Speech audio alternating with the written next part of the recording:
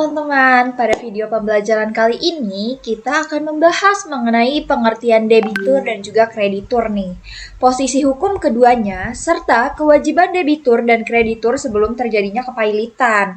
Nah, materi ini mengacu pada Undang-Undang Nomor 37 Tahun 2004 tentang kepailitan dan juga penundaan kewajiban pembayaran hutang. Pemahaman mengenai debitur dan kreditur sangatlah penting karena menjadi dasar dalam hubungan hukum utang piutang. Nah, jadi mari kita langsung bahas aja nih satu persatu ya. Yang pertama yaitu terdapat pengertian dari debitur itu sendiri. Nah, dalam perspektif hukum, istilah debitur itu memiliki pengertian yang jelas dan tegas. Berdasarkan Undang-Undang Nomor 37 Tahun 2004, debitur adalah orang perseorang atau badan hukum yang mempunyai utang yang timbul karena perjanjian atau undang-undang dan juga utang tersebut tuh pelunasannya dapat ditagih di muka pengadilan. Nah, pengertian ini menunjukkan bahwa debitur tuh bukan hanya terbatas pada pihak yang meminjam uang, tetapi juga pihak yang memiliki kewajiban pembayaran lain yang diatur oleh perjanjian atau ketentuan hukum. Dalam praktiknya, debitur dapat berupa individu, perusahaan, koperasi, maupun badan usaha lainnya. Nah, penting juga nih untuk kita tuh memahami bahwa status sebagai debitur tuh bukan selalu menunjukkan ketidakmampuan secara ekonomi untuk membayar utangnya, melainkan menunjukkan adanya kewajiban hukum yang harus dipenuhi sesuai dengan kesepakatan yang telah dibuat. Selain debitur, terdapat juga nih pihak lain yang memiliki peran penting dalam hubungan utang piutang, yaitu kreditur itu sendiri.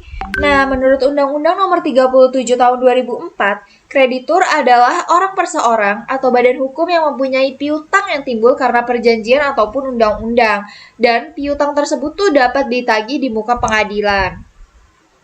Kreditur merupakan pihak yang memberikan pinjaman, fasilitas pembiayaan atau hak tagih tertentu kepada debitur.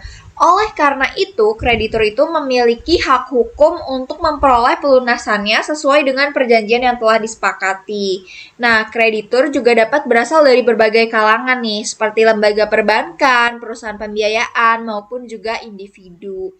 Nah, misalkan contohnya si A itu meminjamkan uang kepada si B dengan perjanjian tertulis yang mereka sepakati gitu. Nah, si A ini udah bisa disebut sebagai kreditur itu sendiri. Untuk materi selanjutnya yaitu posisi hukum debitur dan juga kreditur. Nah, dalam hubungan hukum utang piutang, debitur dan kreditur ini memiliki posisi hukum yang saling berkaitan dan tidak dapat dipisahkan. Debitur berada pada posisi sebagai pihak yang berkewajiban untuk memenuhi prestasi, yaitu pembayaran utang, sementara itu kreditur berada pada posisi sebagai pihak yang memiliki hak untuk menagih prestasi tersebut. Meskipun memiliki peran yang berbeda, keduanya tuh memiliki kedudukan yang seimbang di hadapan hukum. Nah, hubungan ini tuh dilandasi oleh asas kepercayaan, itikat baik, dan juga kepastian hukum. Materi selanjutnya yaitu kewajiban debitur sebelum kepailitan. Nah, sebelum terjadinya kepailitan, debitur memiliki sejumlah kewajiban normatif yang harus dipenuhi, yaitu kewajiban utama debitur adalah membayar utang sesuai dengan perjanjian, baik dari segi jumlah, waktu, maupun tata cara pembayarannya. Nah, selain itu, debitur juga berkewajiban nih untuk bertindak dengan itikat baik, bersikap jujur, terbuka, serta tidak melakukan perbuatan yang dapat merugikan kepentingan kreditur.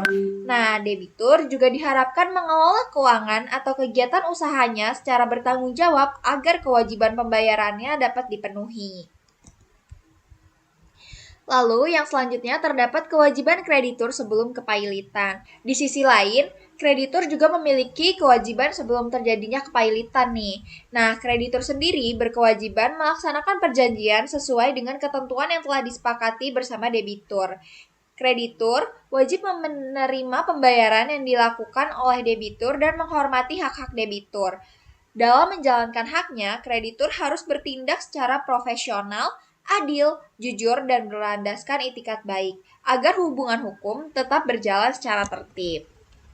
Dan yang terakhir, yaitu keseimbangan kewajiban, di mana kewajiban debitur dan kreditur ini bertujuan untuk menciptakan keseimbangan dalam hubungan utang piutang. Nah, keseimbangan ini tuh penting banget agar tidak terjadi penyalahgunaan hak oleh salah satu pihak, baik debitur maupun kreditur itu sendiri. Nah, selama masing-masing pihak menjalankan kewajibannya dengan baik, hubungan hukum dapat berlangsung secara normal dan juga harmonis. Nah, kalau misalkan apabila kewajiban tersebut tidak dipenuhi, maka akan timbul konsekuensi hukum. Nah, nanti untuk konsekuensi hukumnya akan dibahas oleh video selanjutnya ya, teman-teman. Terima kasih.